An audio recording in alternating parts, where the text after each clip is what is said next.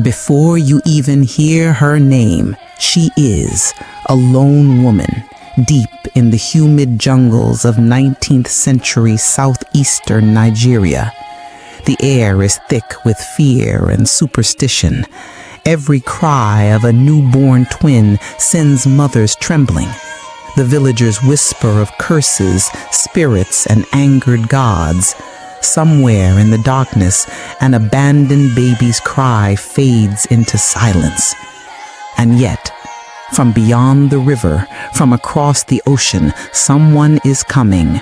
Someone unarmed, small, red-haired, but with faith that can cut through any darkness.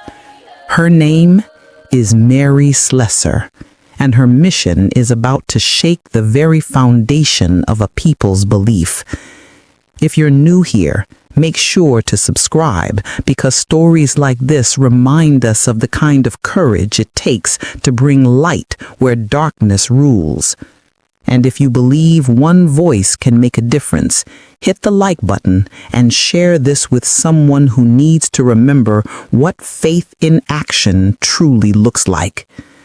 Now, let's go into the jungle together. The year was 1876. Nigeria was not the Nigeria we know today. The southeastern regions of Calabar and Okoyong were covered with dense rainforests, the ground damp and heavy with decay, and the air alive with the hum of insects. No proper roads, no hospitals, no safety.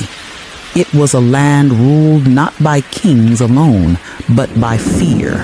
Fear of spirits, of curses, and of anything that could bring shame to the village.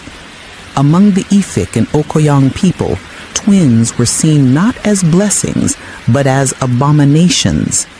The birth of two children from one womb was believed to be a sign of witchcraft or adultery.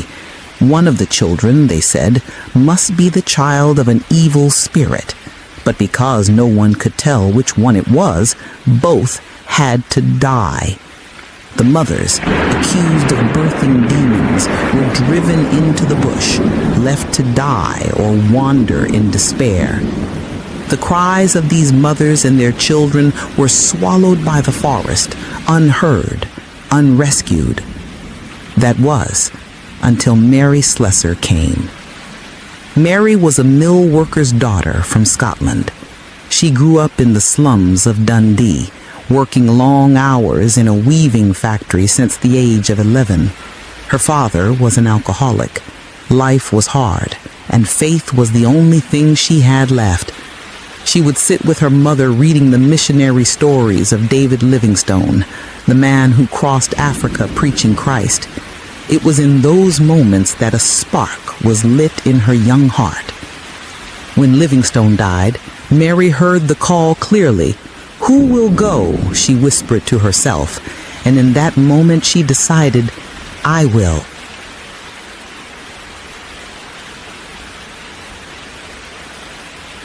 But when Mary finally arrived in Calabar, the reality hit her like the heavy African rain. Fever, mosquitoes, unfamiliar languages, suspicious stares. Other missionaries warned her not to go inland.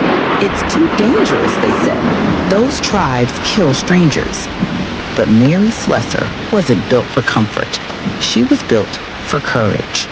She tied her worn sandals, packed her Bible, and said, "If I die, I die doing my master's work." And so she entered Okoyong, the jungle that no European woman had ever dared to enter alone. The first night in the jungle was alive with drums. Warriors moved in the dark, painted for ritual and blood. The people here believed the spirits spoke through oracles, and those oracles had declared twins cursed. Mary's first encounter was brutal. She heard the wail of a woman and ran into the night, lantern in hand. There in the bush, she found two newborn babies left in a clay pot. The mother had been cast out, trembling behind a tree, her face streaked with tears. Mary picked up the babies, wrapped them in her shawl, and carried them back to her hut. "If these are cursed," she said softly, "then let the curse fall on me." That night she fed them with a small tin cup of goat's milk. One lived, one didn't. But the one who survived became her daughter, Janie, and her proof that these children were not demons, but gifts. Word spread fast. The people called her Ma, the woman who defied the spirits and still lived. To them it was impossible, but to Mary it was faith. The deeper she went into the forest, the more she saw. Children left on anthills, mothers hiding in caves, and priests demanding sacrifices to cleanse the land of supposed evil. She began rescuing children from every corner of the bush, sometimes running through war zones, sometimes facing entire villages alone. Chiefs warned her, "The spirits will kill you, white woman." But Mary only smiled and said, "Then I will go to heaven sooner." Her mission home in Old Town became a sanctuary, a place where unwanted babies and exiled mothers found life again. She built mud huts for them, shared her food, and taught them how to read and write. She opened small schools under trees, preaching about a God who didn't curse, but blessed, who didn't kill, but saved. Her words were simple, but her actions spoke louder. She would walk miles in the rain to settle disputes, stop executions, and plead for peace between rival clans. When the British colonial officers saw how deeply she was trusted by the tribes, they made her vice consul and judge of Okoyong in 1891, the first woman magistrate in the British Empire. Imagine that. A barefoot missionary holding court under a mango tree, surrounded by warriors and chiefs, commanding justice with her Bible as her authority. To the people, her hut became God's court. There she declared, "No child shall die because of fear. No woman shall be cast away for what she cannot control."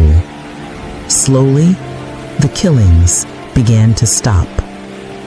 But it wasn't easy. The medicine men cursed her. The elders mocked her. Other missionaries said she was reckless, too close to the natives. Even her own body betrayed her. Malaria, fever, dysentery. More than once, she was at death's door, lying weak on a bamboo bed, her rescued children praying around her.